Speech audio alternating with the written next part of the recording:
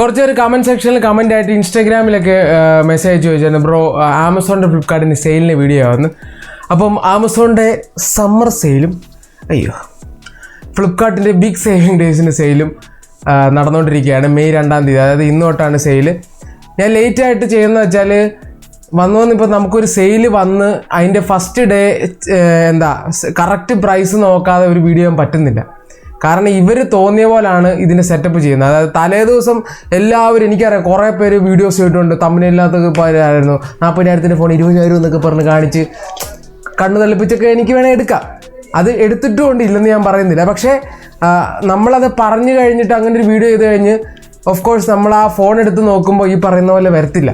Bank discount, മറ്റേ discount, exchange value, ഇതെല്ലാം കൂടെ ചെയ്ത ഡിസ്കൗണ്ട് ആയിരിക്കും ഇമാർ കാണിക്കുന്നത്. അതായത് ഭയങ്കര ഉടായ്പാണ് ഇമാരുടെ സെയിൽ. ആദ്യമേ എനിക്കൊരു വാണിംഗ് തരാനുള്ളതെന്ന് പറഞ്ഞാൽ, ഈ ആമസോണിൻ്റെയും ഫ്ലിപ്കാർട്ടിൻ്റെ സെയിൽ അത് നിങ്ങൾ പുതിയ ഫോണാണ് വാങ്ങാൻ ഉദ്ദേശിക്കുന്നതെങ്കിൽ നിങ്ങൾ ചിലപ്പോൾ ഒരു ഡിസ്കൗണ്ട് ഇങ്ങനെ കാണിക്കും. അതായത് പോസ്റ്റർ ഡിസ്കൗണ്ട് കാണിക്കും. അത് ഡിസ്കൗണ്ട് അല്ല, ഓൾറെഡി ബാങ്ക് ഡിസ്കൗണ്ട് ഉണ്ട്. അപ്പം ഓൾറെഡി ചില ഫോണുകളൊക്കെ ലോഞ്ച് ചെയ്തപ്പോൾ തന്നെ കുറച്ച് ഡിസ്കൗണ്ട് പറഞ്ഞായിരുന്നു. ആ ഡിസ്കൗണ്ട് തന്നെ ഒന്നുകൂടെ എക്സ്റ്റെൻഡ് ചെയ്ത്, അതായത് ഇന്ന കാർഡ് ചില XYZ കമ്പനി ബാങ്കിൻ്റെ അല്ലെങ്കിൽ ABC ബാങ്കിൻ്റെ ഒക്കെ ആയിരിക്കും ഡിസ്കൗണ്ട് വന്നിട്ടുള്ളത്.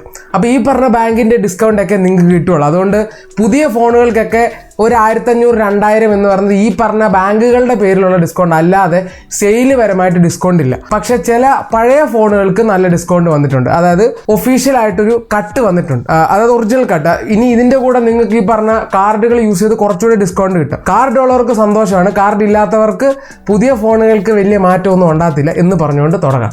എനിക്ക് ലൈവായിട്ട് തന്നെ നോക്കുന്ന തന്നെയാണ് പറയുന്നത്, കാരണം കൂടുതലായിട്ട് എടുത്തെടുത്ത് പറയാൻ മാത്രമൊന്നുമില്ല. അപ്പോൾ ആദ്യമേ തന്നെ നമുക്ക് അങ്ങ് മേളിൽ തുടങ്ങാം. iPhone 15, അതെ 64,000 രൂപയാണ്.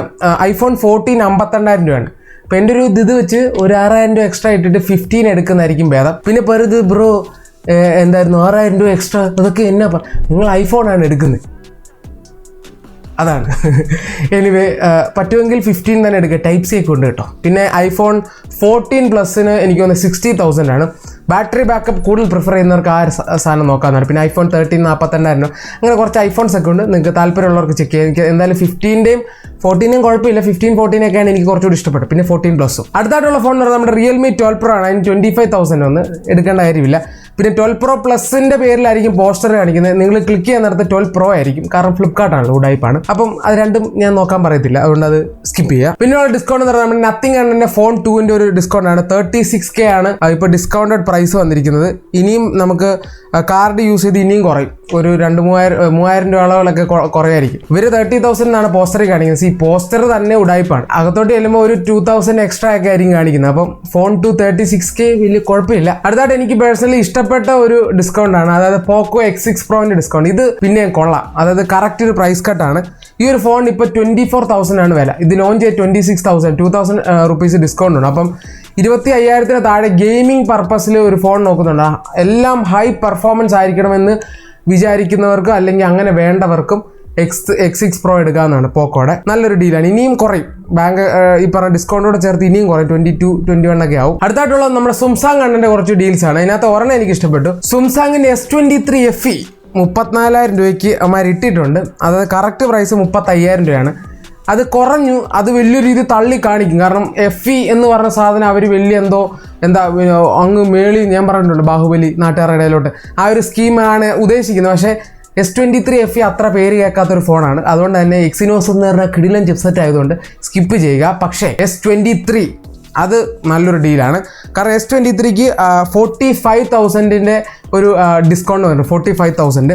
പക്ഷേ അത് ബാങ്ക് ഡിസ്കൗണ്ടോട് ചേർത്താൽ നോർമലി ഒരു 47,000 രൂപയ്ക്കാണ് ഈ ഫോൺ കിട്ടുന്നത്. 47Kക്ക് S23 ഇപ്പോഴും ഒരു കൺസിഡറബിൾ ഒരു നല്ല ഫോണാണ്.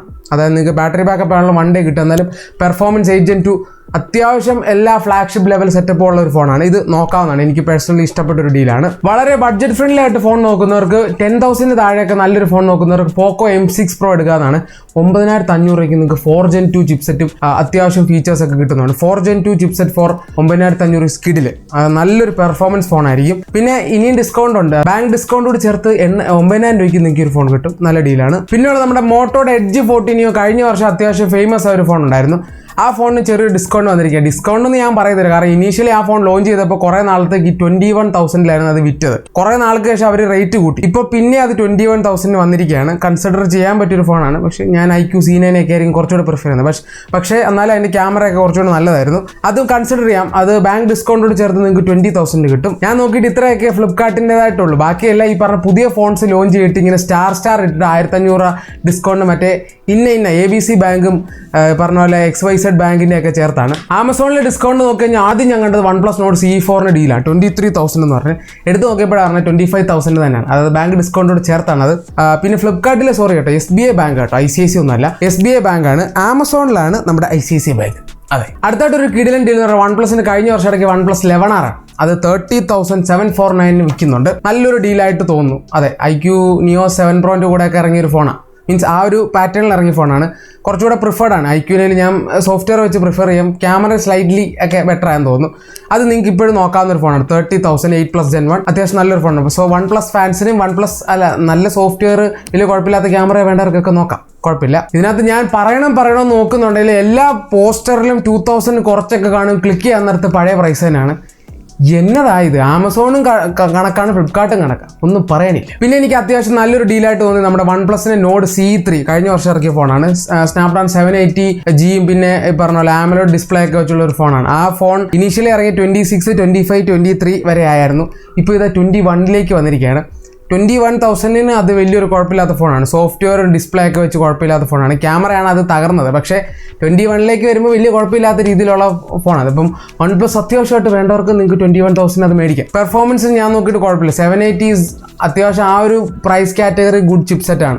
Dimensity 7200 അതിൻ്റെ ഇച്ചിരി താഴെയാണ്. എന്നാലും 7S Gen 2ന്റെ കേപ്പബിൾ ആയിട്ടുള്ള ചിപ്പൊക്കെയാണ് 780. അത് നോക്കാവുന്ന ഫോണാണ്. അടുത്തായിട്ടുള്ള നമ്മുടെ ലാവാണ്ടൻ Agni 2 എന്ന് പറഞ്ഞ ഫോണാണ്. കഴിഞ്ഞ വർഷം ഇറക്കി Dimensity 7050 ഒക്കെ വെച്ച് ഇറക്കി അത്യാവശ്യം ഒന്ന് കത്തിക്കേറി വന്ന ഫോണാണ്. പിന്നെ കത്തി കരിഞ്ഞുപോയി.